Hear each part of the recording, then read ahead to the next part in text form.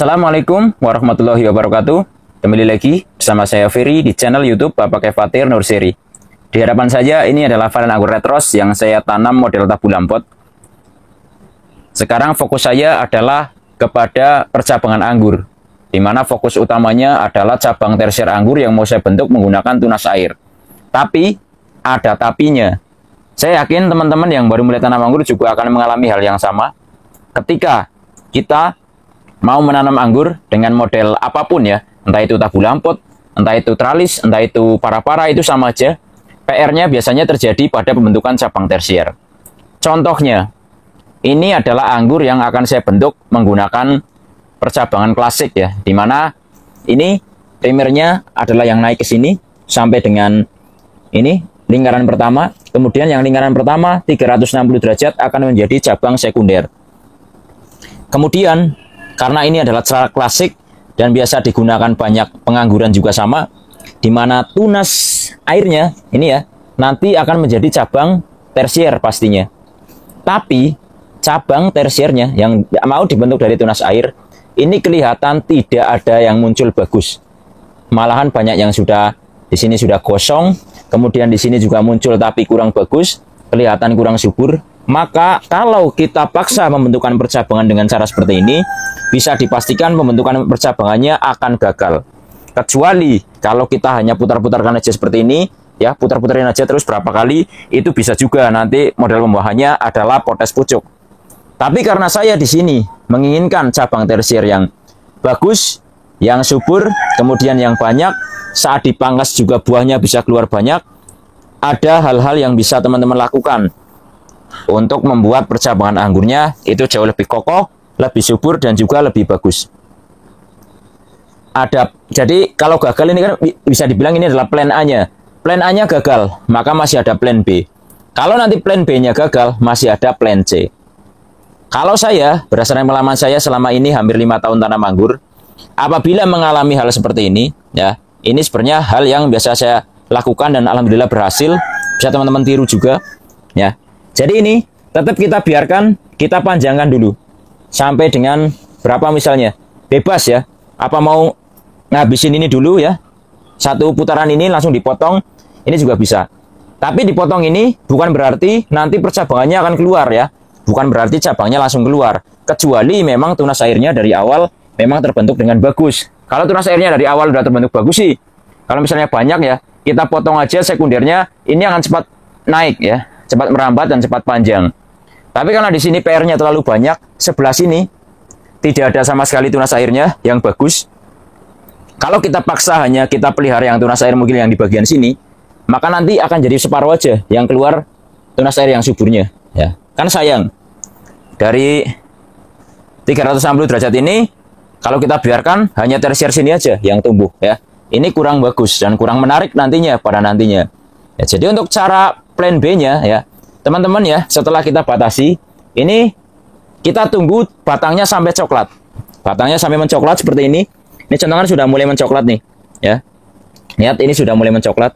Bisa kita tunggu sampai sini misalnya coklatnya, atau sampai menyeluruh tapi kelamaan. Bisa teman-teman kita tunggu sampai misalnya ya katakanlah sampai 10 daun lah mulai mencoklat ya. Teman-teman, plan B-nya cukup lakukan pemotongan di cabang utamanya atau cabang primernya. Teman-teman bisa ulangi percabangannya bahkan mulai dari bawah. Bisa 3, 4, sampai 5 daun dari bawah. Ketika ini cabangnya sudah mencoklat atau sudah mulai menua. Ya, kayak potong aja pokoknya. Potong, kita pecahkan butnya. Yang terjadi dari proses ini, nanti cabangnya akan besar dari awal. Teman-teman percaya nggak percaya silahkan. Nanti primernya akan langsung besar. Primernya langsung besar, setelah terubus dia akan besar. Tunas airnya biasanya akan jauh lebih banyak, jauh lebih aktif, dan jauh lebih subur. Maka dari cara plan B ini, ya, dengan kita potong ulang di sini misalnya 3-4 daun kita potong di sini, ya, keuntungannya satu, cabang percabangannya akan besar semua dari awal. Jadi mulai primernya nanti akan besar, setelah kita belokkan menjadi sekunder, sekundernya juga akan besar. Tersiernya yang kita bentuk dari tunas air itu akan bagus, lebih leluasa dalam kita bentuk percabangan anggurnya untuk kita jadikan cabang primer, sekunder, dan tersier yang jauh lebih bagus. Itu adalah plan B-nya. Dan itu juga pasti berhasil cara itu. Nanti akan saya tunjukkan yang sudah saya lakukan di cara plan B ini. Ini adalah contoh percabangan anggur ya, yang gagal di pembentukan awal. Langsung saya kasih tunjuk di cara plan B-nya dengan cara memotong ulang percabangan anggurnya sehingga mendapatkan cabang anggur yang jauh lebih subur dan juga tersier anggur yang jauh lebih bagus. Mana buktinya? Sekarang langsung aja kita menuju ke sini. Ini adalah varian anggur Dickson, teman-teman ya. Ini varian anggur Dickson ya. Yang terjadi pada pohon ini sama seperti tadi, cuma bedanya dari awal terbentuk sebenarnya udah cukup bagus untuk cabang tersiernya ya. Hanya saja setelah tersiernya ini tumbuh ya. Ini contoh kemarin tuh cabangnya kayak gini bentuknya. Ini maaf nih ada hamanya, kita buang aja. Nanti juga akan sembuh kembali, tenang aja. Karena ini tinggal kita buka aja, nanti kita semprot juga akan. Ini bukan hanya hama ini sih, cuma kutu putih aja. Kalau ini tadi kulitnya hanya kebuka aja ya. Ini hanya contoh aja. Kemarin kasusnya di pohon ini sebenarnya cabangnya udah cukup bagus. Sekundernya juga udah cukup besar. Tersier dari tunas air sebenarnya awalnya bagus ya. Awalnya kelihatan bagus. Tapi setelah nyampe sini, setelah sekundernya saya batasi, nyampe sini ya. Tunas air yang besar dan subur itu hanya ada 5 di ujung-ujungnya. 1 2 3 4 5, katakanlah sampai sini ya. Maka di sini ya, bagian sini tidak ada tersiernya. Nah, dengan cara seperti itu maka pohonnya tidak terlihat bagus dong ya. Tidak terlihat bagus karena hanya tersier-tersier yang di ujung aja, 4 sampai 5 yang kelihatan bagus atau terbaik. Kalau nanti saya paksa buahkan, buahnya hanya di sekitar sini aja. Ya, hanya separuh aja. Di sini nanti nggak ada. Tersiernya terlalu kecil. Nah, makanya saya putuskan untuk melakukan plan B atau rencana kedua. Dengan cara saya potong ulang di sini. Lihat. Ini adalah sambungannya di sini ya. Sambungannya di sini, teman-teman bisa perhatikan. Sambungannya kan di sini nih, graftingnya ya. Ini saya potong sisakan 1 2 3 ya. 3 atau 4 lah ya. Tuh 2 3 berarti 3, maaf. Ini 3 tunas langsung saya potong dari sambungan ini. Karena posisinya kalau pohon ini kan memang cepat besar ya. Makanya ini kelihatannya udah lama, padahal ini belum terlalu lama banget. Nah, lihat. Ini dari but yang pecah ini, Anda perhatikan cabang atau tunas yang keluar dari proses ini ya, sangat besar sekali untuk calon cabang primernya. Saya perhatikan di sini, teman-teman. Nah, kemudian setelah ini besar, lihat sekundernya juga besar otomatis karena dia begitu keluar langsung besar, langsung saya tekuk menjadi cabang sekunder. Ini juga udah membesar, lihat teman-teman. Nah, kemudian teman-teman bisa perhatikan tunas airnya sekarang. Lihat, calon tunas airnya dan juga yang akan dijadikan tersier. Ini juga besar. Nah, ini juga besar, lihat. Calon-calonnya. Ini sangat besar sekali, sangat kokoh. Kita bisa tarik ke atas untuk jadikan cabang tersier. Yang lain juga kelihatan subur ya.